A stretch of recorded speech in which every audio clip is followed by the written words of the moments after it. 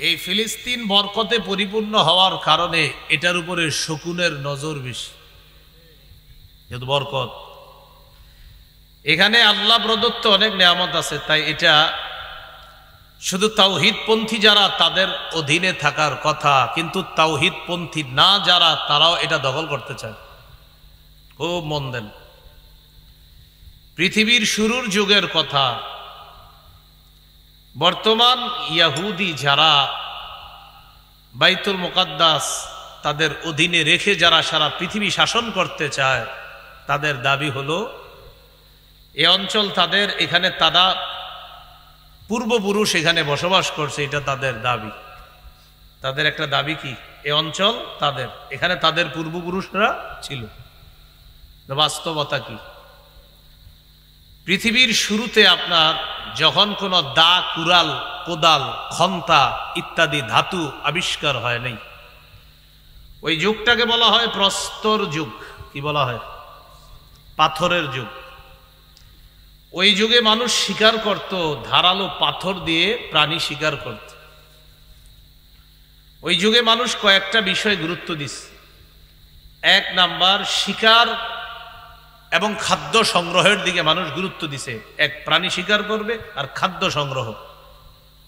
দুই নাম্বার, কৃষি সম্প্রসারণ আর জনপদ বাড়ানো, এই দিকে মানুষ গুরুত্ব দিছে। কৃষি বাড়ানো, জনপদ এলাকা বাড়ানো। তিন নাম্বার, বিভিন্ন খনিজ পদার্থ ইত্যাদির মাধ্যমে বিভিন্ন ধাতু, দা, কুড়াল ইত্যাদি আবিষ্কার করা যায় কিনা, এদিকে চিন্তা ভাবনা করতে লাগলো তারা। ওই যুগে তাদের চিন্তা ভাবনা করার পর তারা বুঝতে পারল, তারা যেই বিষয়গুলা পৃথিবীতে নতুন নতুন আবিষ্কার করতে চায়, এই জাতীয় জিনিসগুলা আল্লাহ তাআলা ভরপুর দিয়ে রেখেছেন। বর্তমানে যাকে ফিলিস্তিন নামে আমরা চিনি, এই এলাকাটায় আল্লাহ নেয়ামতে, খনিজ পদার্থে ভরপুর করে রাখছেন। তখনও ফিলিস্তিনের নাম ফিলিস্তিন হয় নাই। মানুষের প্রয়োজনীয়তা দেখা দিল, আমরা কোথায় পাবো এরকম জিনিস। আস্তে আস্তে মানুষ এই অঞ্চলে আসতে লাগলো। খ্রিস্টপূর্ব 3200 সনের কথা, তখন মানুষ ব্রোঞ্জ যুগে প্রবেশ করে। ব্রোঞ্জ কি? দেখবেন বিভিন্ন খেলায় স্বর্ণের মেডেল দেয়, রূপার মেডেল, আর ব্রোঞ্জ দেয়। ব্রোঞ্জ, এই ব্রোঞ্জের যুগে সর্বপ্রথম টিন আবিষ্কার হয়। টিন চিনেননি? আরে টিনের ঘর আছে না, এই টিন। এই খ্রিস্টপূর্ব 3200 সনে টিন আবিষ্কার হয়। আস্তে আস্তে আমরা যারা ফিলিস্তিন নামে চিনি, ওই এলাকায় আরব উপদ্বীপ থেকে একটা জাতি সেখানে বসবাস শুরু করে। সেই জাতিকে বলা হয় কেনানি। কি বলা হয়? তাহলে ইহুদিদের দাবি তারা প্রথমে ছিল, আর ইতিহাস বলতেছে কেনানিরা। ইহুদিরা কি বলে? আমরা। ইতিহাস কি বলে? কেনানি। কেনানিরা সেখানে বসবাস করা শুরু করার পর তাদের একটা অঞ্চলের নাম ছিল ফিনিশিয়ান সম্প্রদায়। আর একটা অঞ্চলে বসবাস করত আমুরীয় সম্প্রদায়। একটা ফিনিশিয়ান, আমাদের দেশে কয় না খান বংশ, খন্দকার বংশ, অমুক বংশ, তুমক বংশ, এরকম আপনি মনে করে নেন। একটা সম্প্রদায়ের নাম ফিনিশিয়ান আর একটার নাম আমুরীয়। এই আমরীয় সম্প্রদায়ের একটা গোত্রের নাম ছিল হেক্সুস। কি নাম? হেক্সুস। এই হেক্সুস সর্বপ্রথম আল কুদস শহরের গোড়াপত্তন করে। আল কুদস, দেখবেন গজল আছে একটা, আল কুদসুলানা, একটা গজল আছে। এই আল কুদস শহরের গোড়াপত্তন করে তারা এটার নাম রাখছে ওরসালিম। এই প্রথম ওই অঞ্চলের নাম হয় ওরসালিম। কি নাম হয়? তাহলে আমরা কি জানলাম? কেনানি, এই কেনানিদের একটা সম্প্রদায়ের নাম হলো ফিনিশিয়ান, আরেকটা সম্প্রদায় বসবাস করত আমরীয়। আমরীয়দের একটা জাতির নাম হলো হেক্সুস। এই হেক্সুস জাতি সর্বপ্রথম একটা শহরের গোড়াপত্তন করে এটার নাম রাখছে ওরসালিম। এর কয়েকশো বছর পর ভূমধ্য সাগরীয় একটা দ্বীপ আছে, এই দ্বীপটার নাম ক্রিট। কি নাম? ক্রিট বানানটা আমি বলি, ক্রিকেট আছে না, ক্রিকেট। এই ক্রিকেটের কয়েকারটা ফালায় দেন, ক্রিকেট কয়েকার ফালায় দিলে কি থাকে? ক্রিট। এই ক্রিট ভূমধ্যসাগরীয় একটা দ্বীপ আছে, এই দ্বীপের নাম ক্রিট। এই ক্রিট দ্বীপ থেকে একটা সম্প্রদায় ফিলিস্তিনে যায়, তাদের নাম হলো ব্লেসড। কি নাম? ব্লেসড। এই ব্লেসড সম্প্রদায় ওর সালিম শহরের নাম রাখলো বালিস্তিন। কি রাখলো? তাহলে হেক্সুসরা এটার নাম রাখলো ওর সালিম। আর ব্লেসড সম্প্রদায় যারা ভূমধ্যসাগরীয় ক্রিট দ্বীপ থেকে ফিলিস্তিনে গিয়ে বসবাস শুরু করে, তারা ওই ওর সালিম এলাকার নাম রাখলো বালিস্তিন। আর ওই বালিস্তিনটাই রূপান্তরিত হয়ে সুন্দর একটা রূপ নাম ধারণ করেছে, যেই নামটা আমরা চিনি ফিলিস্তিন। তাহলে কুদস, ওর সালিম, বালিস্তিন, ওই বালিস্তিন থেকে হলো ফিলিস্তিন। আচ্ছা, এই যে নামগুলা বললাম, কেনানি, আমরীয়, হেক্সোস, ফিনিশিয়ান, ব্লেসড, একটাও কি ইহুদি বলছি আমি? তারা বলতেছে এটা আমাদের পূর্ববর্তী জায়গা, আর ইতিহাস বলতেছে না তাদের না। এটা বলার জন্য আমি আপনাদেরকে বললাম। তো এখানে মানুষ বসবাস শুরু করলো খ্রিস্টপূর্ব 1900 সনের কথা। আল্লাহর নবী মুসলিম জাতির পিতা ইব্রাহিম আলাইহিস সালাতু ওয়াস সালাম, জালেমরা যখন তাকে আগুনে পুড়াইতে চাইল, তিনি যখন তাদেরকে দাওয়াত দিলেন তাওহীদের দাওয়াত, পদে পদে বাধাপ্রাপ্ত হওয়ার পর তিনি হিজরত করে যেখানে গেলেন খ্রিস্টপূর্ব 19 সনে। এই 1900 সনে ইব্রাহিম নবী হিজরত করে ওই বাইতুল মুকাদ্দাস অবস্থিত এলাকা ফিলিস্তিনের আশেপাশে ইব্রাহিম নবী হিজরত করে আসে। কোন নবী? ইব্রাহিম নবী এখানে আসার পর আল্লাহ তাআলা তাকে একজন পুত্র সন্তান দান করে, তার নাম ইসমাইল। ইসমাইল নবীর বংশে একজন নবী, তিনি আমাদের নবী, শ্রেষ্ঠ নবী, আখিরি নবী মুহাম্মদুর রাসূলুল্লাহ সাল্লাল্লাহু আলাইহি সাল্লাম। এখান থেকে বোঝা যায় আমাদের নবীর শেকড়ের সম্পর্ক ফিলিস্তিনের সাথে। সুবহানাল্লাহ। কিসের সাথে? ফিলিস্তিনের সাথে। ইসমাইল নবীর 13 বছর পর তার ছোট ভাইয়ের জন্ম হয়, নাম ইসহাক আলাইহিস সালাতু ওয়াস সালাম। ইসমাইল নবীর কত বছর পর? 13 বছর পর ইব্রাহিম নবীর দ্বিতীয় সন্তান ইসহাক নবীর জন্ম হয়। ইসহাক নবীর একজন সন্তান হয়, তার নাম ইয়াকুব।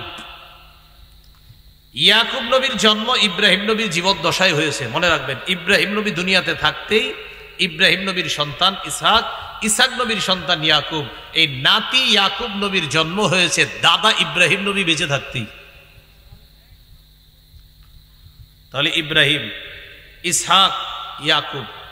ইয়াকুব নবী ফিলিস্তিন থেকে সফর করে চলে গেলেন বর্তমান তুরস্কের দক্ষিণাঞ্চল, নাম হাররান, এখানে গেছে, এখনো আছে এলাকা।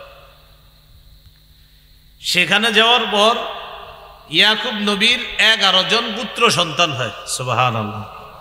কয়জন?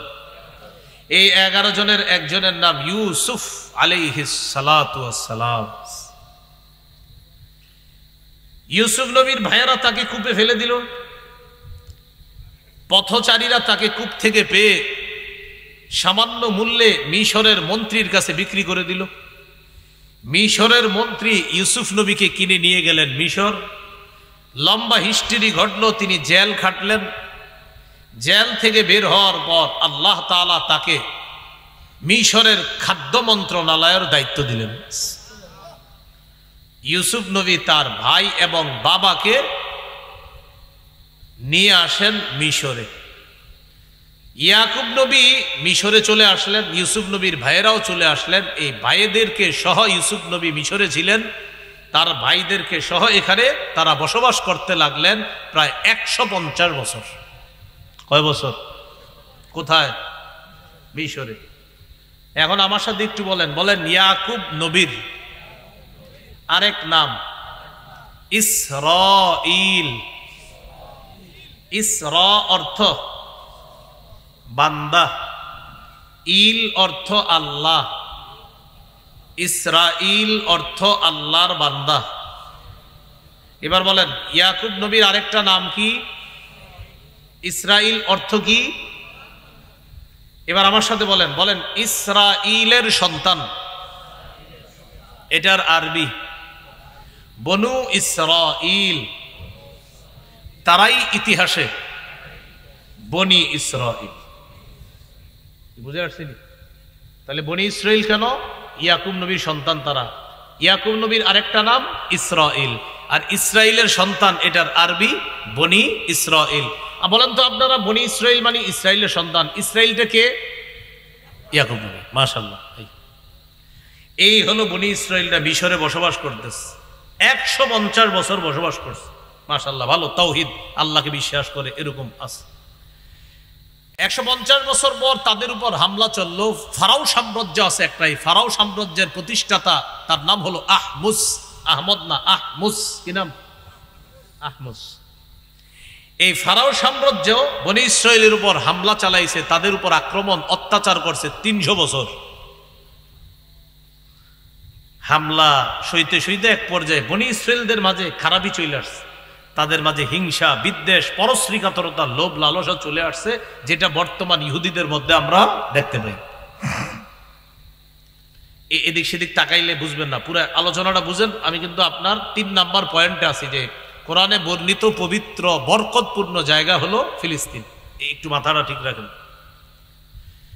তাহলে খ্রিস্টপূর্ব 1900 সনে ইব্রাহিম নবী ফিলিস্তিনে আসলেন, তার সন্তান একজন ইসহাক, ইসহাক নবীর সন্তান ইয়াকুব, ইয়াকুব নবীর সন্তান ইউসুফ, ইউসুফ আলাইহিস সালাম তার ভাইয়েরা মিশরে ওই লম্বা ঘটনার মাধ্যমে আসলেন, 150 বছর থাকলেন। বনি ইসরাইল তাদেরকে বলা হয় কেন? ইসরাইল ইয়াকুব নবীর আরেক নাম, আর ইয়াকুব নবীর সন্তানদেরকে বলা হয় বনি ইসরাইল। সেই হিসাবে ইয়াকুব নবীর সন্তানদেরকে ইতিহাসে বলা হয় বনি ইসরাইল। তো 300 বছর তাদের উপর হামলা চলার পর তাদের মধ্যে খারাপি চলে আসলো। এইভাবে তাদের মাঝে আপনার শিরিক চলে আসছে, তাদের মধ্যে আল্লাহর তাওহীদ যে একত্ববাদে বিশ্বাস এটা চলে গেল। নাউজুবিল্লাহ বলেন। খ্রিস্টপূর্ব 1250-এ তাদের মাঝে মর্যাদাপূর্ণ একজন নবীর আগমন আল্লাহ ঘটালেন, তার নাম মূসা আলাইহিস সালাতু ওয়াস সালাম। কি নাম? মূসা আলাইহিস সালাম। মূসা আলাইহিস সালাতু ওয়াস সালামকে শত্রুর ঘরে আল্লাহ লালন পালন করলেন। মূসা আলাইহিস সালাতু ওয়াস সালামকে নবুয়ত দেওয়ার পর ফেরাউনের বাহিনী সর্বশেষ প্ল্যান করলো মূসা নবীর বাহিনী ইমানদার যারা তাদের উপর হামলা চালাবে। বনি ইসরাইল আগের অবস্থা থেকে ফিরে এসে মূসা নবীর দাওয়াতে অসংখ্য অগণিত বনি ইসরাইল আল্লাহর একত্ববাদে বিশ্বাসী হয়ে আবার দলে দলে অসংখ্য মানুষ তাওহীদের পতাকা তলে ঢুকে গেছে।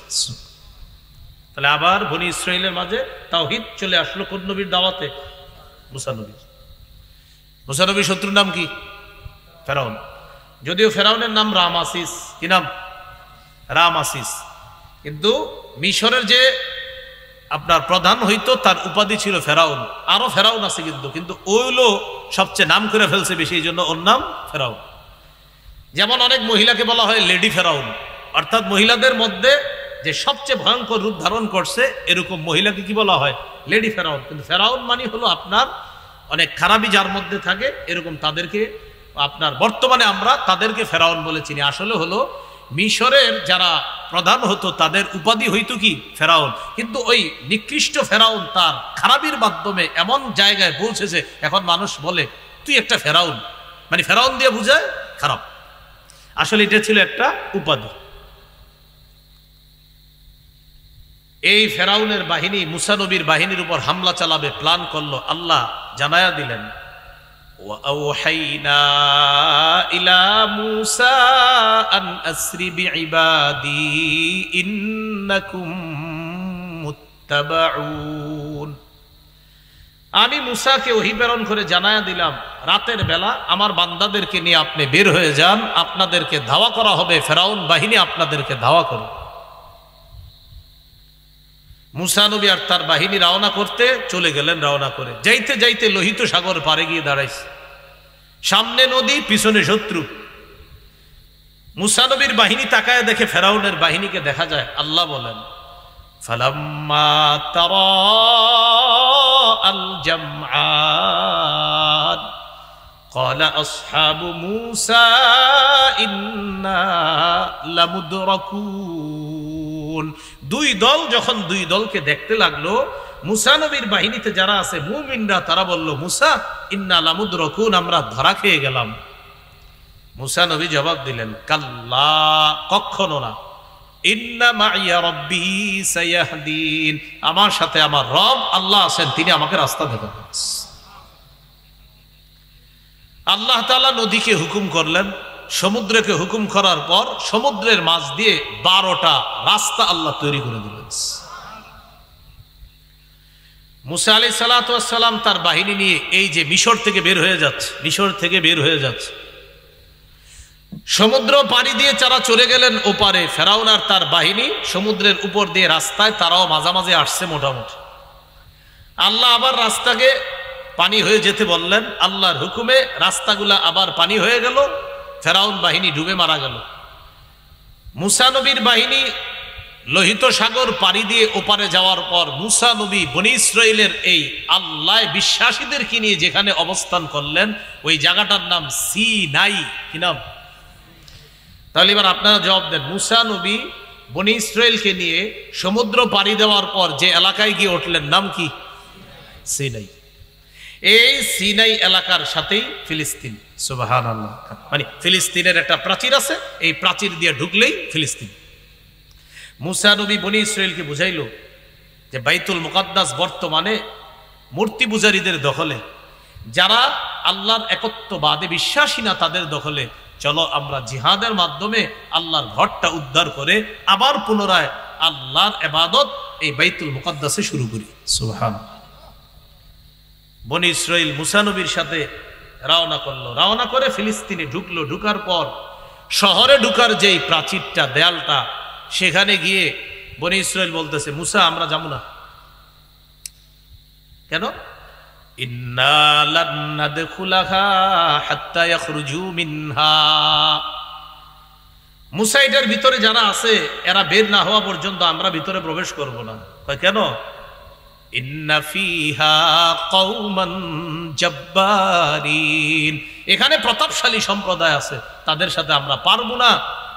ইযহাব আনতা ওয়া রাব্বুকা ফাকাতিলা, তুমি আর তোমার রব গিয়ে লড়াই করো। ইন্না হা হুনা কাঈদুন, আমরা এখানে বসে থাকি। বনী ইসরাইল কি বলল? তুমি আর তোমার রব গিয়ে লড়াই করো, আমরা বসে থাকি। সেখানে যা প্রতাপশালী সম্প্রদায়, এরা এখান থেকে বের না হওয়া পর্যন্ত আমরা এখানে প্রবেশ করব না, তুমি আর তোমার রব গিয়ে লড়াই করো। আল্লাহ তাদের উপর রাগ করে তাদেরকে উদ্ভ্রান্তের মতো ওই এলাকায় ঘুরাইতে লাগলেন। ওই এলাকাটার নাম হলো তিহ। কি নাম? ত দীর্ঘিকার হ। বলেন কি? তিহ। ত দীর্ঘিকার হ কি হয়? এই তিহ নামক এলাকায় তাদেরকে আল্লাহ ঘুরাইতে লাগলেন। ঘুরতে ঘুরতে ঘুরতে ঘুরতে কিনারা যায়, দেখে আবার ওখানে আছে, ঘুরাইতেছে, খালি ঘুরাইতেছে ওখানে। কেন? ওই যে আল্লাহর নবীর কথা শুনে এই ঘুরাইতে লাগলেন এখানে। এবার আপনারা বলেন, মিশর থেকে মুসা নবী সমুদ্র পাড়ি দিয়ে যে এলাকায় গেছে কি নাম? সিনাই থেকে বনী ইসরাইলকে নিয়ে যেখানে গেলেন কি নাম? তিহ। সেখানে গিয়ে কোথায় ঢুকে না বনী ইসরাইল? ফিলিস্তিনের প্রাচীর ওইটা টপকে ও পাশে ঢুকতে চায় না। আল্লাহ রাগ করে ওই তিহ নামক এলাকায় তাদেরকে ঘুরাইতে লাগলেন।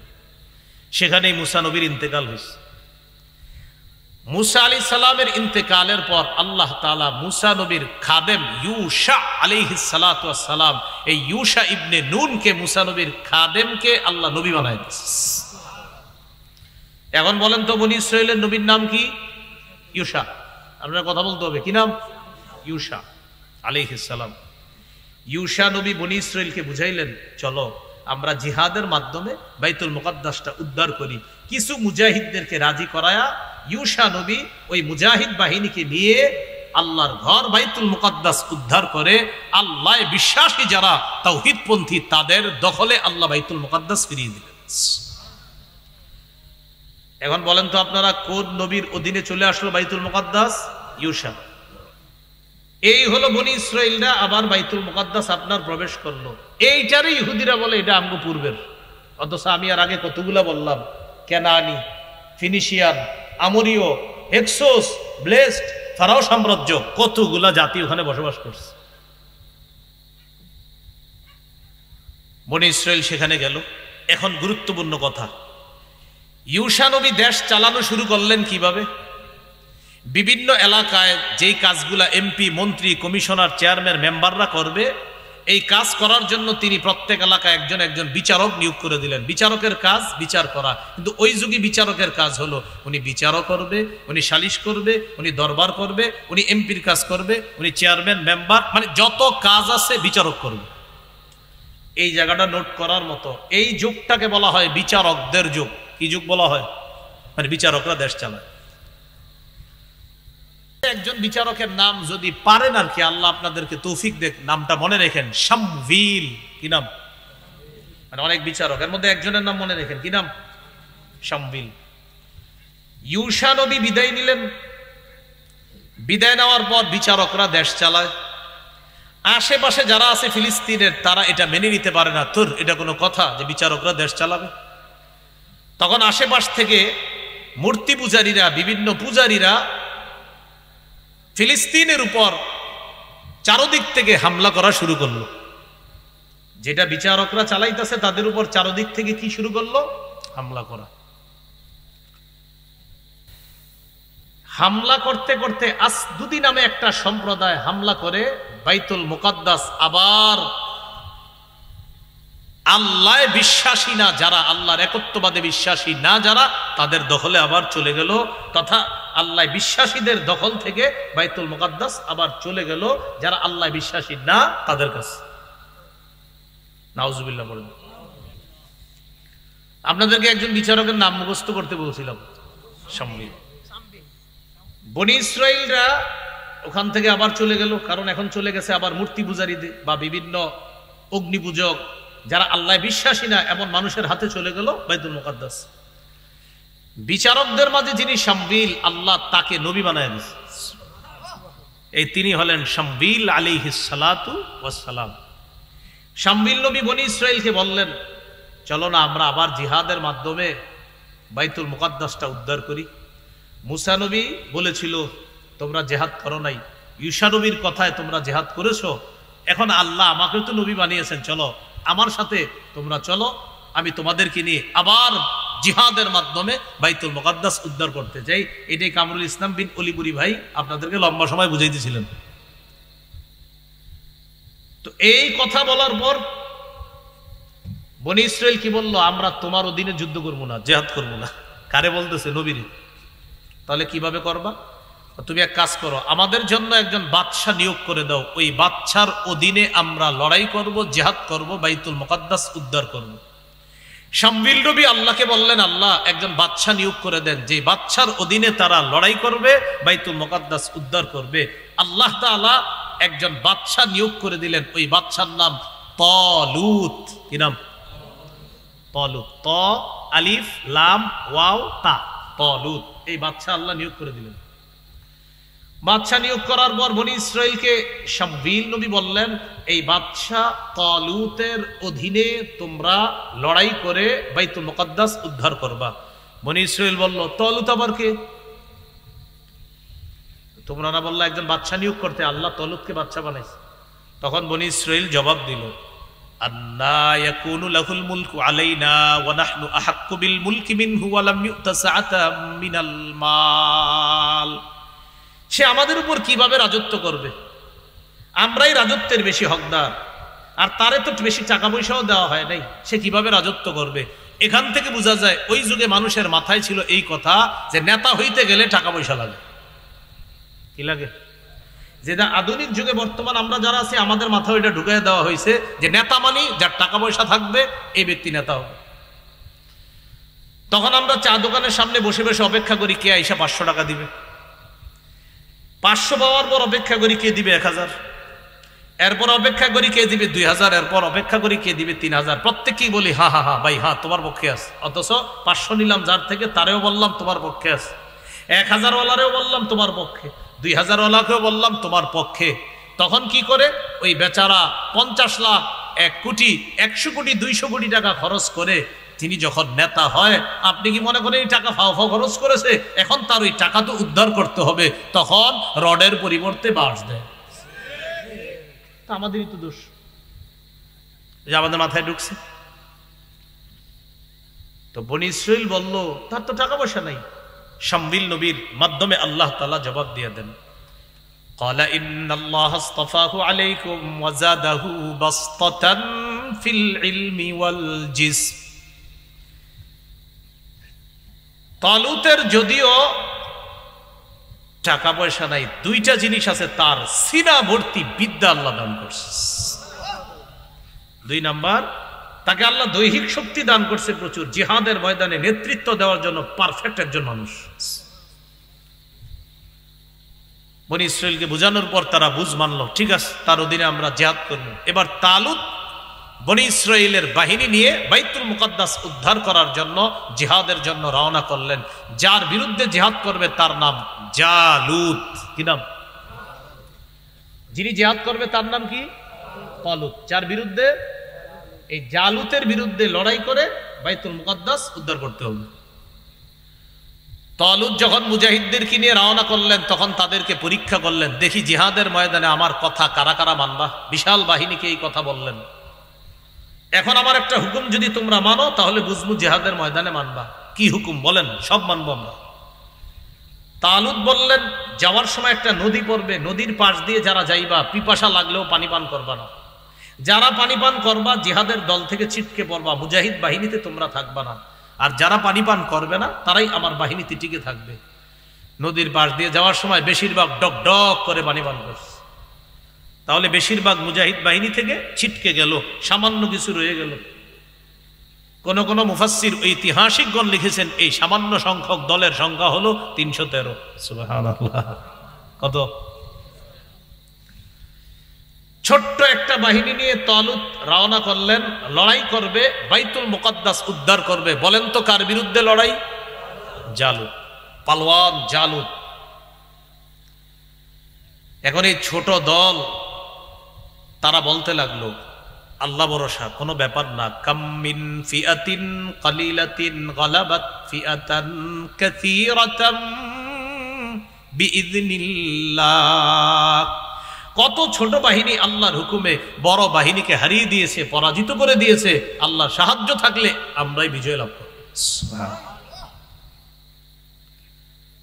লড়াইয়ের ময়দানে উত্তীর্ণ হলো 2 বাহিনী। তালুত বাহিনী লড়াই করবে জালুতের সাথে, আল্লাহর ঘর বাইতুল মুকাদ্দাস উদ্ধার করবে, ওই জমিন, ওই পবিত্র ভূমি উদ্ধার করবে, যে পবিত্র ভূমি নবী রাসূলদের স্মৃতি বিজড়িত স্থান, এটা উদ্ধার করবে। লড়াই শুরু হলো। বিশাল বড় বাহিনী ছোট্ট বাহিনীর সাথে নাস্তানাবুদ হয়ে যাচ্ছে। আল্লাহর হুকুমে তালুত বাহিনীর দিকে বিজয়ের পাল্লা ভারী হচ্ছে। তবে একজনের সাথে কেউ সাহস করছে না লড়াই করার, তার নাম জালুত। কে? সে মাঠে এসে বারবার বলে, কোথায় আসো, কে আসবে আমার সাথে? কেউ সাহস করে না। এখানে একটু নোট করার মতো কথা আছে, মুজাহিদ বাহিনীতে 2 ব্যক্তি ছিল, দাউদ নবীর 2 ভাই। সুবহানাল্লাহ। কোন নবী? দাউদ নবীরা 3 ভাই, বড় 2 ভাই জিহাদে গেছে। দাউদ নবী সবার ছোট ভাই, তার বয়স তখন 16। অসুস্থ বাবার সেবা করার জন্য দাউদ নবী রয়ে গেছে। অসুস্থ বাবা দাউদ নবীকে বললেন, বাবা দাউদ, যাও একটু জিহাদের ময়দানে গিয়ে দেখো তোমার 2 ভাইয়ের খবর কি। ভাইদের খবর নিতে আসলেন দাউদ আলাইহিস সালাতু ওয়াস সালাম। বলেন তো দাউদ নবীর বয়স তখন কত মাত্র? জিহাদের মাঠে আইসা দেখে মুসলমানদের জয়ের পাল্লা ভারী, শুধু একটা বাধা, জালুতকে হারাইতে পারলেই মুসলমানদের হাতে চলে আসবে বাইতুল মুকাদ্দাস। কিন্তু কেউ সাহস করে না জালুতের বিরুদ্ধে লড়াই করার জন্য। দাউদ নবী গেলেন সেনাপতির কাছে। সেনাপতির নাম কি? তালুত।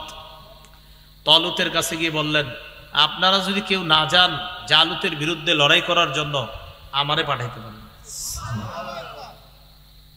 সবাই বলতেছে, ছোট মানুষ তুমি কি করবা? যেহেতু কেউ যাচ্ছেন না, একজন তো যাবে, তো সেই যাওয়াটা আমারই যাওয়ান, আমাকে পাঠান, হয়তো শহীদ না হয় গাজী, যেহেতু একজন যাবে। যদি কেউ না যান সেক্ষেত্রে আমি বলছি আমারে পাঠান।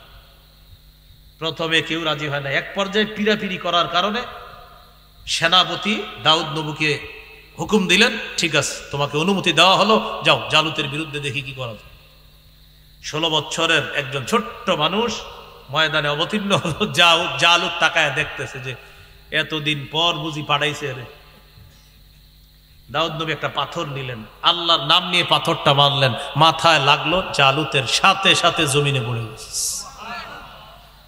দাউদ নবী গিয়ে জালুতকে পৃথিবী থেকে বিদায় করে দিল। আল্লাহ কোরআনে বলেন ওয়াকাতালা দাউদ জালুতা, দাউদ জালুতকে হত্যা করলেন। সুবহানাল্লাহ। ওয়া আতাহুল্লাহুল মুলকা ওয়াল হিকমা, দাউদকে আল্লাহ রাজত্ব দিলেন, নবুয়ত দান করলেন। পৃথিবীর ওই ব্যক্তি, প্রথম ব্যক্তি দাউদ নবী, একসাথে আল্লাহ তাকে নবুয়ত দান করলেন, বাদশাহী দান করলেন। তাহলে বাইতুল মুকাদ্দাস আল্লাহ বিশ্বাসী যারা তাদের অধীনে, এখন নেতৃত্বে যিনি আছেন, আবার নবুয়তের কাজের দায়িত্ব পালন করছেন কোন নবী? 40 বছর শাসন ক্ষমতা চালাইলেন। কয় বছর? একদিকে নবী, আবার একদিকে শাসক। 40 বছর পর দাউদ নবী বিদায় নিলেন, তার সন্তান সুলাইমান আলাইহিস সালাতু ওয়াস সালাম নবী হলেন। তিনিও 40 বছর ইনসাফের সাথে শাসন ক্ষমতা পরিচালনা করলেন। 40 দুগুণে কত হয়? এই 80 বছর বনি ইসরাইলের মাঝে শাসন ক্ষমতা বড় সুন্দর ছিল বাইতুল মুকাদ্দাস। সুলাইমান নবী বিদায় নেওয়ার পর আবার বনি ইসরাইলের মাঝে আস্তে আস্তে শুরু হয়ে যায় হিংসা, বিদ্বেষ ইত্যাদি। আবার তাদের মাঝে আস্তে আস্তে এই বর্তমান ইহুদি যাদেরকে দেখি, এই রূপটা তাদের মাঝে চলে আসে। তাদের ব্যাপারে আল্লাহ কোরআনে বলছে ওদুরিবাত আলাইহিমুদ্দিল্লাহ, তাদের জন্য লাঞ্ছনা, এটা অবধারিত। ইহুদি সম্প্রদায় যারা, আমি বড় ভদ্রতার সাথেই বলছি, এটা তাদেরকে জানিয়ে দেওয়া উচিত যে যতই চেষ্টা করুক কিয়ামত পর্যন্ত তারা দুনিয়াতে একজনও যদি থাকে, লাঞ্ছনা তাদের জন্য অবধারিত। এই দেখেন বর্তমানে কোটি কোটি মানুষ তাদেরকে অভিশাপ দিচ্ছে, ছি ছি করতেছে তাদেরকে, ওই যে তাদের জন্য লাঞ্ছনা অবধারিত।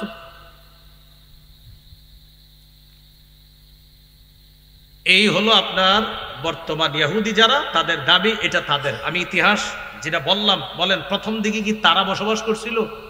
অন্যরা। এইভাবে করতে করতে বর্তমান ইহুদি যারা ইসরায়েলে আছে, 1917 সালে ফিলিস্তিনে তাদের সংখ্যা ছিল মাত্র 8%। কয় পার্সেন্ট? হিটলার সবাইকে শেষ করে ফেললো, কিছু আসিল। এই 8% ইহুদি তখন ফিলিস্তিনে তারা চিন্তা করলো যে আমরা সারা দুনিয়ার ইহুদিদেরকে এখানে একত্রিত করব। করার পর বাইতুল মুকাদ্দাস আমরা দখল করব। দখল করার পর বাইতুল মুকাদ্দাস থেকে মদিনার মসজিদে নববী পর্যন্ত বিস্তৃত অঞ্চল তাদের অধীনে তারা নিবে, এটা তাদের টার্গেট। এটার একটা নাম দিছে তারা গ্রেটার ইসরাইল, এই নাম দিছে এটা। এটার মাধ্যমে তারা মদিনা পর্যন্ত বিস্তৃত অঞ্চল সাম্রাজ্য বানাবে, এই সাম্রাজ্য হবে তাদের প্রধান, আর সারা দুনিয়া তারা শাসন করবে, এটা তাদের টার্গেট। এটাকে আরবিতে বলা হয় সাইহুনিয়া, ইংরেজিতে বলা হয় জায়োনিজম। এটা তাদের টার্গেট, যে তারাই পৃথিবীর সবকিছু হবে, তাদের হাতে পৃথিবী চলবে, এটা তারা চায়, তাদের কর্তৃত্ব ক্ষমতা হবে। কত সালের কথা বলতেছি? 1917। কয় পার্সেন্ট ইহুদি ফিলিস্তিনে? মাত্র 8%। তারা একটা বুদ্ধি করলো, ফিলিস্তিনের মুসলমানদের কাছ থেকে জমি কিনা শুরু করলো। কম দামে জমি বেশি দামে কিনে। ভারত উপমহাদেশের ওলামা একরাম ফতোয়া দিলেন, ফিলিস্তিনি মুসলমানদেরকে বললেন আপনারা ইহুদিদের কাছে জমি বিক্রি করবেন না, তাদের উদ্দেশ্য আমাদের কাছে ভালো মনে হচ্ছে না। বাস্তবতাও তাই হয়েছে। কিন্তু কম দামি জমি যদি বেশি দাম দিয়ে কেউ কিনতে চায়, এই প্রস্তাব কয়জনে ফিরিয়ে দিতে পারে বলেন? তারা জমি বাড়াইতে লাগলো। যেখানে 1917-তে তাদের সংখ্যা ছিল মাত্র 8%, 1948-এ গিয়ে হলো 38%। কত পার্সেন্ট? জমিও বাড়াইলো, মানুষও বাড়াইলো। 38% হওয়ার পর কিছু দালাল দেশের সহযোগিতায় তারা একটা রাষ্ট্র গঠন করলো। এই রাষ্ট্রের নাম দিল ইসরাইল, যেটাকে আমরা চিনি ইসরাইল নামে। তারা একটা স্বাধীন রাষ্ট্রের ঘোষণা দিল, কিছু দালাল রাষ্ট্র এদেরকে সমর্থন দিয়ে দিল, হয়ে গেল একটা দেশ ইসরাইল। আসলে এটা কি ওদের অংশ না ফিলিস্তিনের অংশ? বাস নিয়ে নিল এরা। এইটাকে কেন্দ্র করে শুরু করলো 48 থেকে মুসলমানদের উপর এবার জোর দখল করার হামলা শুরু হলো। এই হামলার প্রতিহত করার জন্য 3টা দেশ 1967-তে চেষ্টা করেছিল, মিশর, জর্দান, সিরিয়া। 1967-তে 3 দেশ মিলে ইসরায়েলকে প্রতিহত করার চেষ্টা করেছিল। ইসরায়েল তাদেরকে 6 দিনে ধরাশয়ী করে ফেলেছে। কয় দিনে? এই 6 দিনে ধরাশয়ী করার পিছনেও একটা রাষ্ট্রের মুনাফিকি আচরণ ছিল, যে রাষ্ট্রটা আমাদের আশেপাশেই। এই 6 দিনে তাদেরকে ধরাশয়ী করলো। অবশ্য তাদের স্লোগানটা তত সুন্দর ছিল না। ওই সময় মুসলমান যারা ইসরায়েলের বিরুদ্ধে লড়ছে তারা স্লোগান দিয়েছিল আল ইজ্জাতুল লিল আরব, সম্মান আরবের। স্লোগানটা ছিল জাতীয়তাবাদের স্লোগান, আর জাতীয়তাবাদের স্লোগান এটা মুসলমানের স্লোগান না। ফিলিস্তিনের পক্ষে একদল মুজাহিদ লড়াই করা শুরু করলো, তাদের স্লোগানটা বড় চমৎকার সুন্দর স্লোগান, আল ইজ্জু লিল্লাহ, সম্মান আল্লাহ। মুসলমানদের স্লোগান এটাই, সম্মান আল্লাহ, কিন্তু তারা স্লোগান দিয়েছিল আল ইজ্জাতুল লিল আরব, সম্মান আরবের। সেটা জাতীয়তাবাদের স্লোগান। আর আল ইজ্জু লিল্লাহ এটা একত্ববাদের স্লোগান। এই হলো আপনার ওই 1917 থেকে তাদেরই টার্গেট। এদিক দিয়ে 1948 আবার পাকিস্তান গঠন হয়ে গেল। এদিক দিয়ে মোহাম্মদ আলী জিন্নার বোন বইয়ের মধ্যে লেখছে, আমার ভাইজানকে জিজ্ঞাসা করা হয়েছিল ইসরায়েলকে আপনার কি মনে হচ্ছে, বলেছিলেন তিনি পশ্চিমাদের অবৈধ সন্তান মনে হচ্ছে আমার। কি বলছিলেন? পশ্চিমাদের অবৈধ সন্তান মনে হচ্ছে তাদের। মৃত্যুর আগে মোহাম্মদ আলী জিন্নার বোন লেখছে আর কি, মৃত্যুর আগে ভাইজানের মুখে 3টা শব্দ ছিল। 1 ফিলিস্তিন, 2 মুহাজির, 3 কাশ্মীর। এই 3টা শব্দ ছিল মৃত্যুর আগে। শেষে তিনি লা ইলাহা ইল্লাল্লাহ পড়তে পড়তে মৃত্যুবরণ করেছেন। এটা মোহাম্মদ আলী জিন্নার বোন তার বই লেখছে। তো তৎকালীন সময় মুসলিম শাসকরাও ফিলিস্তিন নিয়ে ভাবতো, কিন্তু বর্তমানে মুনাফিক রূপী মুসলিম শাসকরা কেন যেন অজানা এক কারণে রহস্যের ঘেরাজালে এটা আবদ্ধ, তারা চুপ রয়েছে, কোনো কথা বলতেছে না। আল্লাহ তাদের শুভ বুদ্ধি দান করেন। কোথায় ছিলাম মনে আসেনি? 3 নাম্বার আলোচনায় ছিলাম। বাইতুল মুকাদ্দাস যেখানে, এটা বরকতপূর্ণ, এটার উপর সবার নজর। এই নজর পৃথিবীর শুরু থেকে ছিল, কারণ এলাকাটা আল্লাহ বরকতপূর্ণ বানিয়েছে। এত সুন্দর এক আবহাওয়া এলাকা এটা। 27 থেকে 29 ডিগ্রি সেলসিয়াস তাপমাত্রা। কি শীতকাল বলবেন কি গরমকাল বলেন, সব সময় নাতিশীতোষ্ণ আবহাওয়া কাজ করে। এই জন্য এটার প্রতি একটা টার্গেট। তবে মাঝে মাঝে এটাকে অমুকে তমুকে দখল করলেও যারা আল্লাহ বিশ্বাসী তাদের অধীনে এটা আগেও ছিল, তাদের অধীনেই থাকবে। চূড়ান্ত বিজয় মুসলমানদেরই হোক ইনশাআল্লাহ। এই হলো 3 নাম্বার আলোচনা আজকের।